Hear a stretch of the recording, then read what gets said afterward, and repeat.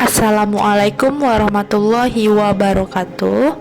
Halo teman-teman, hari ini kita akan belajar Praaksara Nusantara. Masih dengan saya Rizky Noprianita.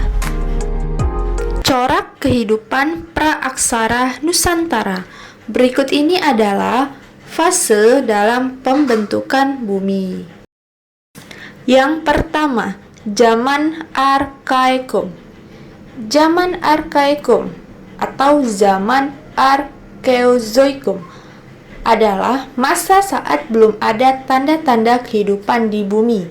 Zaman ini berlangsung 2500 juta tahun yang lalu. Pada zaman itu, kondisi bumi belum stabil.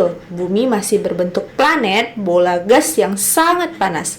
Rotasi bumi terjadi dengan sangat cepat, suhu di bumi masih sangat panas, dan kerak bumi masih dalam proses pembentukan, sehingga tidak ada tanda-tanda kehidupan pada zaman ini.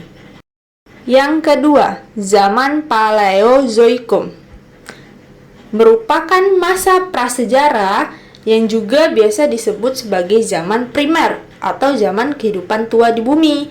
Zaman ini terjadi pada 340 juta tahun yang lalu, saat bumi masih belum stabil dan terus berubah.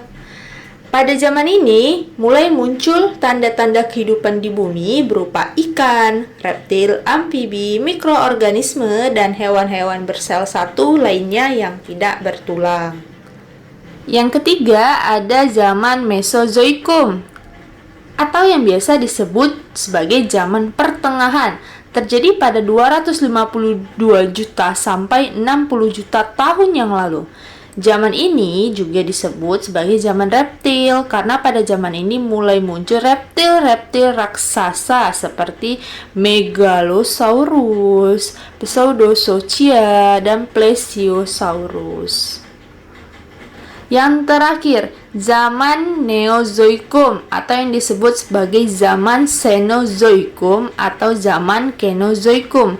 Zaman Neozoikum terbagi menjadi dua zaman, yaitu zaman tersier dan zaman kuarter.